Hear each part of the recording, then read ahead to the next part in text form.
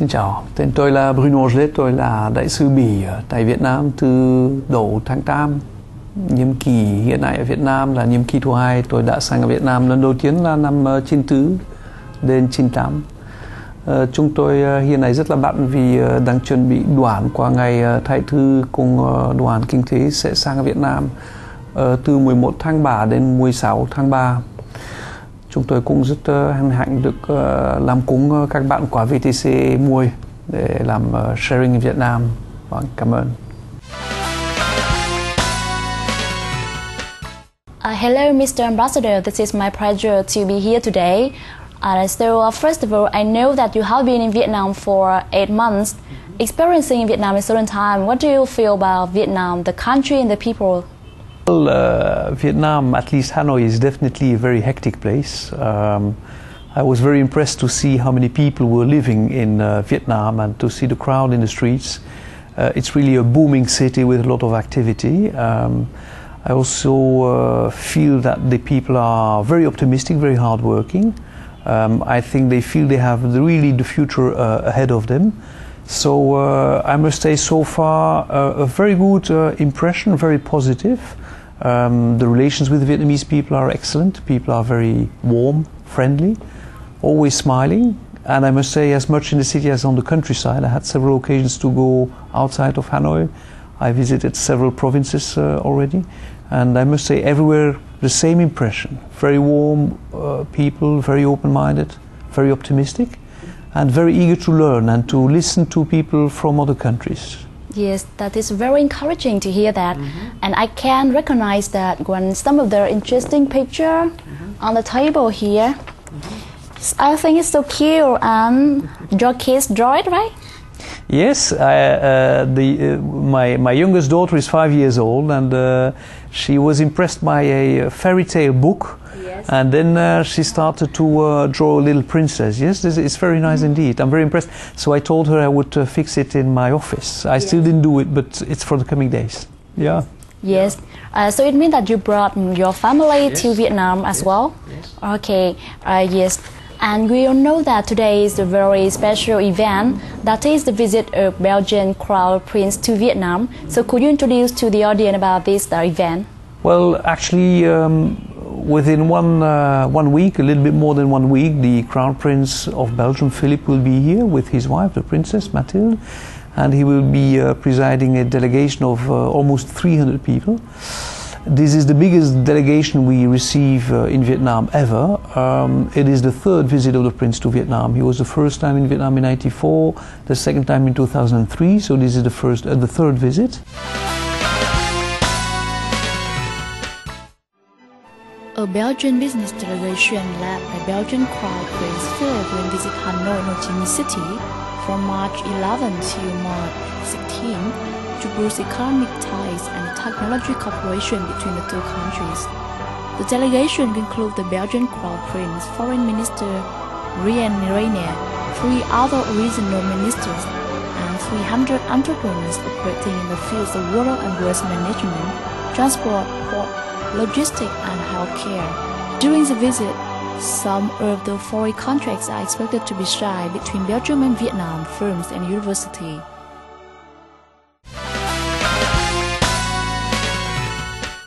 So, Mr. Ambassador, we all know that Vietnam and Belgium are maintaining their trade relation during 40 years. So how could you view the potential in trade cooperation between two countries? Well, I think that we can be quite proud of what we have achieved so far with Vietnam, because Belgium is the 6th European trade partner of Vietnam, which is frankly a very good result, I think. Interestingly, over the last 10 years, Vietnam has doubled its GDP. And at the same time, Belgium and Vietnam have doubled their trade volume, which is a very good sign, because clearly our trade relations are developing together with the economic development of Vietnam. We have switched from, I would say, low-tech equipment in the past, and Vietnam providing raw materials to Belgium, to a more sophisticated trade exchange. We export more and more to Vietnam equipment for the industry, more and more pharmaceuticals, chemical material. but also more and more high-tech, high technology goods. An example that I would like to mention is that we will develop with Vietnam a micro-satellite, a satellite which will be placed in orbit in space in 2017. As to Vietnam, well, exports from Vietnam to Belgium are increasing also very quickly.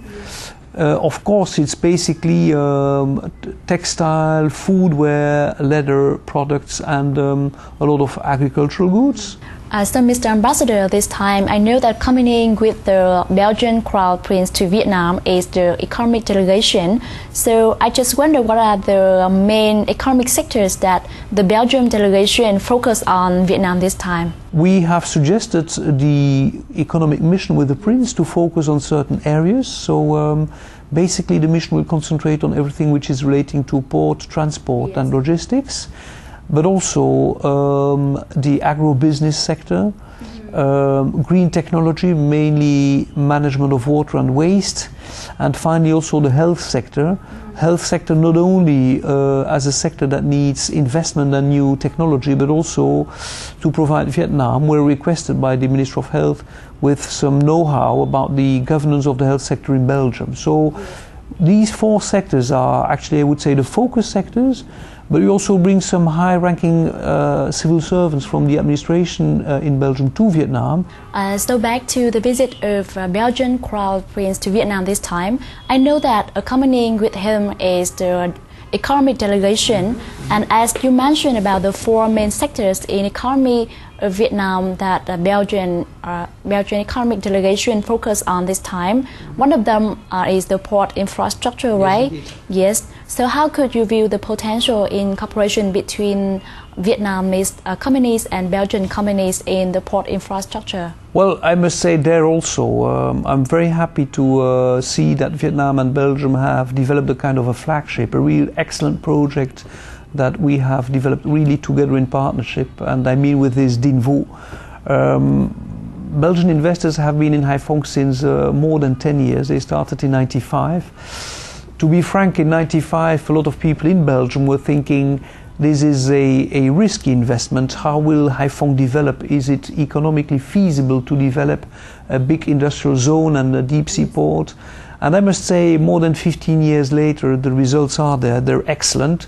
The people of Haiphong and the Belgian investors are doing an excellent work together. They will increase Dinh Vụ in surface, they will invest more. Last year in November, the biggest foreign investment decision taken was by Bridgestone, the Japanese tire maker, which decided to create a huge factory in Dinh Vụ industrial zone because it has excellent infrastructure. I'm just saying that Dinh Vụ is a flagship, but I mean by this that yes, indeed, Belgium has a lot of know-how in the field of port development and dredging. We have at least 2 Belgian companies are in the top 10 of the dredging companies worldwide. They are very active in Vietnam. Just to mention one example, a big company, Jan de Nul, is doing dredging works in Ha Tinh to build the biggest steel company with Formosa in Ha Tinh. So one more important thing is that this time there is a delegation with some representative from Belgian University to Vietnam. Yes, indeed. So I know that this time the Belgian University are willing to introduce and promote the Belgian education to Vietnam. Yes, so could you share more on that? Well, indeed, we have in Vietnam more than 1,700 alumni. So at least 1,700 Vietnamese people have been studying in Belgium for a master's degree or a PhD. We are very proud of that. I can imagine about an ideal place for a study in Belgium. And I just wonder, does Belgium Embassy to Vietnam have some scholarship or some promotion program for Vietnamese students to study abroad in Belgium? Well, annually we have, if I mix all kind of scholarships together, we have more than 60 scholarships per year that we grant to Vietnamese students, basically for a master's degree and a PhD. Yeah? So it means it's post graduate studies. Okay, so Mr. Ambassador, and we cannot deny the huge direct investment from Belgium to Vietnam. So now we just come to this investment in the following clip.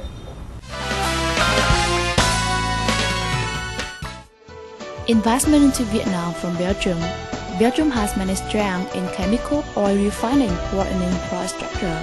However, relations between two countries are really closely. As for today, Belgium has 38 projects with total registered capital is over to 76 million US dollar, ranking 41st in country and territory FTA into Vietnam, made capital investment of about 61 million US dollar.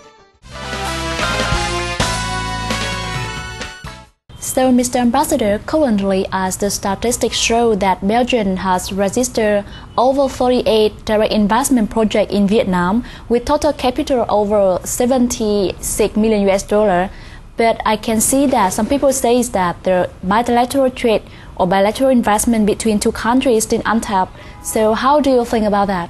Well, for as far as I know, the legal registered Belgian investment is a little bit higher. It's 108 million USD. According to our information, we actually should increase this figure because a lot of investment by Belgian companies are being done by their subsidiaries in Asia. There's a lot of Belgian companies who have established a subsidiary in Hong Kong and Singapore and who are investing from Hong Kong and Singapore in Vietnam. So these investments are being registered as investments from Hong Kong and Singapore, but actually they are Belgian. And Dinh Vu is again an example. This is a very big Belgian investment, but it's legally registered in the past as an investment from another country for different reasons. But all that is not very important, I mean. But even if we have an estimated volume of investment going to 300 to 400 million USD, I indeed think we could do much more and much better. There's already a lot of potential and conditions are already quite good, but more could be done. I think the problem that Vietnam is facing for the time being is that it's growing rapidly. The economic growth is very high, but the infrastructure does not follow. So clearly I think for the coming years, what the government has to face is a kind of a bottleneck where you want to go faster, but the bottleneck is very narrow. And we will have to see how Vietnam will manage to invest more public funds in infrastructure, how it can improve the legal framework, ensuring that there is more transparency in the decision making. And also we are very open to work together with Vietnamese authorities. Maybe you have to look for additional or alternative formulas. For example, public-private partnership in financing infrastructure projects is definitely something on which we could work together. And as you mentioned about the infrastructure or the legal framework essential, are the shortcomings of Vietnam and are the difficulty for Belgian companies who want to invest in Vietnam. So what are your suggestions for Vietnam to improve on the shortcoming and to attract more and more Belgian companies come to Vietnam? Well, as I said, I think here also the progress made by Vietnam over the years is quite impressive. The legal framework has been improved. We are working very closely, for example, with the Ministry of Planning and Investment to see how we can help Belgium help in the reorganization of decision making regarding fund allocation. But clearly there are some areas where the decision making is not very clear, like for example the division of labor between local and central authorities, for sure. Then of course I must also say that sometimes we have the impression that decision making is very slow, is not always very transparent. Sometimes we also have noticed that there can be problems regarding special and I would say not transparent or legal requests by civil servants. That can happen.